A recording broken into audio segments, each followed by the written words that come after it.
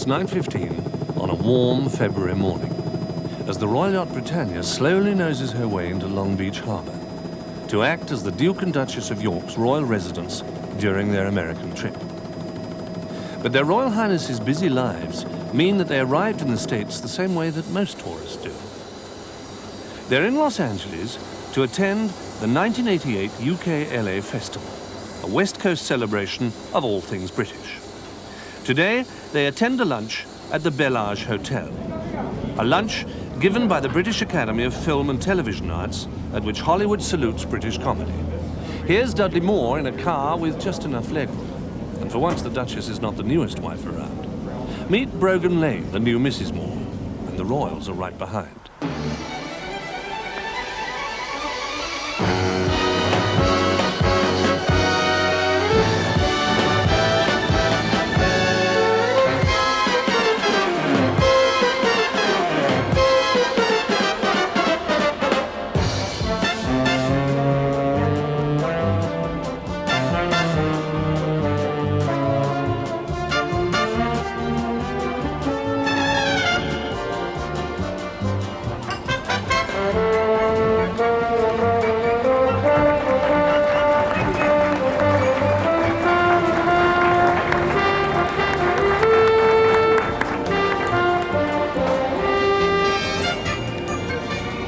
Johnny Goodman, who's the chairman of BAFTA, along with his LA directors Michael Oliver and Marion Rosenberg, hold the view that the British and American film and TV industries are one and the same, separated only, as they say, by a small piece of water.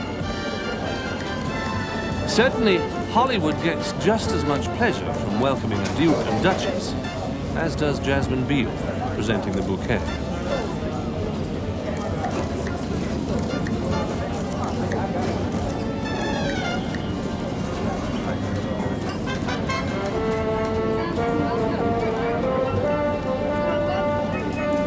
Waiting inside for the royal couple are some of Hollywood's biggest names, all eager to claim they shook the hand of the belle of the ball.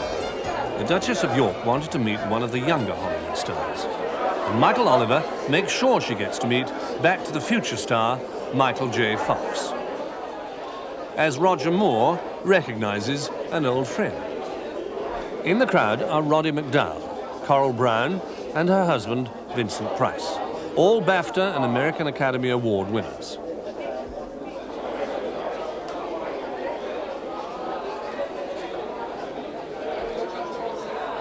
At the end of its first year of existence, the members of BAFTA LA are delighted at the prospect of not just meeting, but sitting down to lunch with the Duchess, especially since the lunch is the Bellage's best, and the host is BAFTA's LA chairman, Peter Beale. And now I have a great pleasure to introduce Miss Anjelica Huston.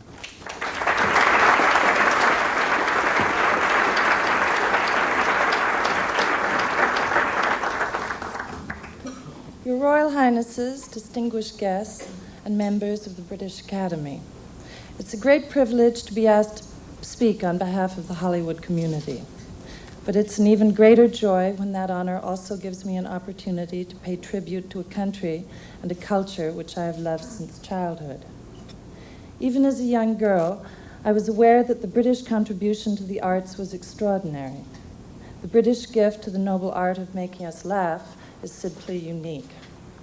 On stage, film, and television, the British have always been able to touch us and to make us laugh.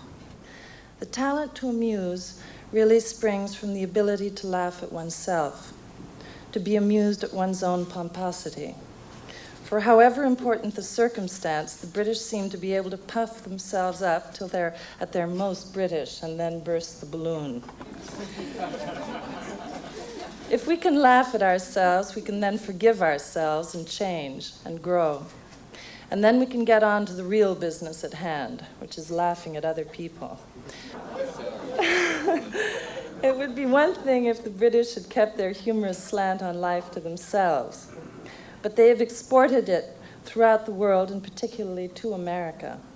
The spirit of That Was the Week That Was is alive and well and lives today in the form of Saturday Night Live.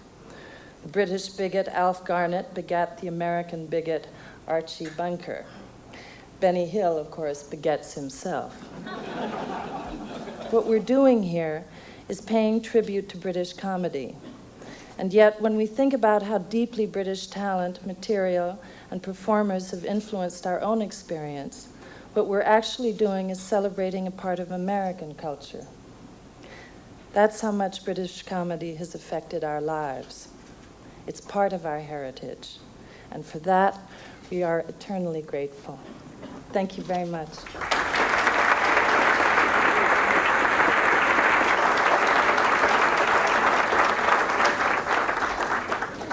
It's now my pleasure to introduce you to LA's #1 Brit, Mr. Dudley Moore. But Dudley Moore couldn't get past the Duke without getting a helpful suggestion. No, I don't need a box. Thank you.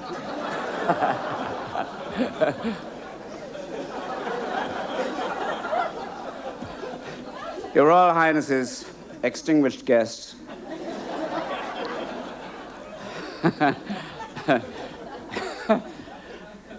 members of the British Academy, and that man over there without an invitation who thinks he hasn't been spotted. I must say at first that I think it's wonderful that we've all been able to meet in this hotel. It's a splendid hotel. You can always judge the nature, the splendor, the gravity of a hotel by the music. And, you know, when you go into the restrooms, and God knows why they're called restrooms, because I've never had a good rest in a restroom. But you go in a restroom and, you know, to effect whatever you have to effect, and you hear one of Bach's Brandenburg concertos, I can only be grateful that I'm standing there. Having heard this eloquent, articulate oration from the sensuous lips of Miss Huston, I feel anything that I ought to have prepared for today will appear shallow and contrived by comparison. Thank you.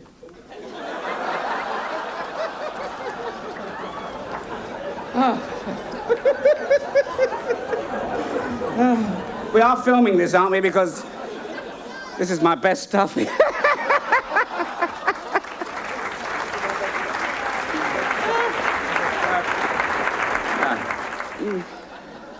Miss Huston, can I call you Angela?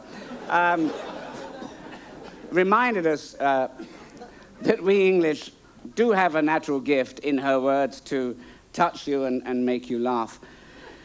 And I certainly know what she means. I have made it my business to, over the last 10 years, to touch young Americans whenever the opportunity presented itself. And this has often resulted, in fact, in a bit of a laugh. More often than not at my expense. This situation, of course, has changed since my recent marriage to Brogan, hasn't it, dear?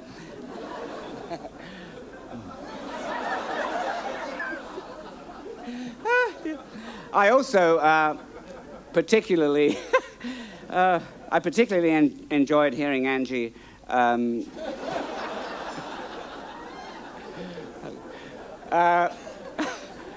I'm hysterical, right, actually. What I was trying to work my way around to saying is that, of course, she's absolutely right. We are a brilliant nation, brimming with talented and attractive people, naturally funny and generous to a fault. It's surprising that no one wants to live there, really.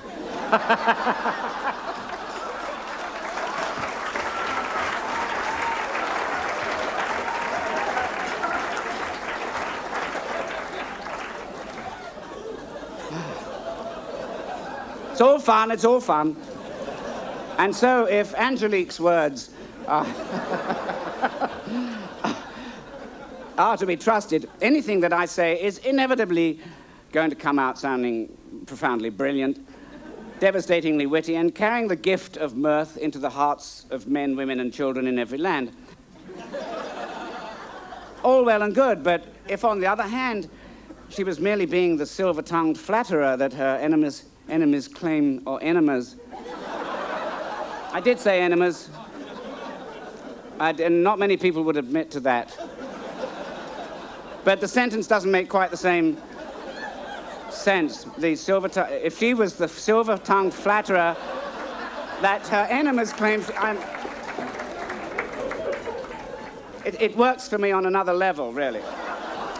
Well, this scattered laughter rather disproves my theory. It's not the first time I've been wrong. Never let it be said, Ange, that an Englishman can't be gallant. You're obviously right. I do have a gift.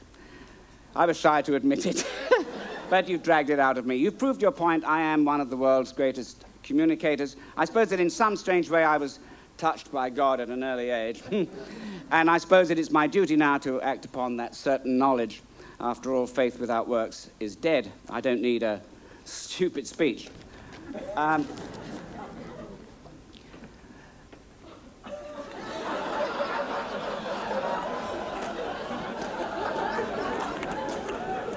Bloody good lunch, thank you.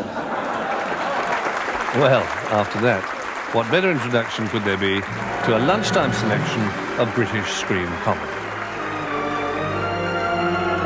Britain can claim to have had some of her best comedy not just celebrated by Hollywood, but gratefully received. Luckily, not everyone managed to get a work permit. Oscar Wilde never even tried. Now it's an hour later. The royal couple have left, still smiling. The last guests are waiting for their limousines. Which were the stars' favourite clips? I like when the bus landed on the guy at the stop sign. And Peter over the parallel bars.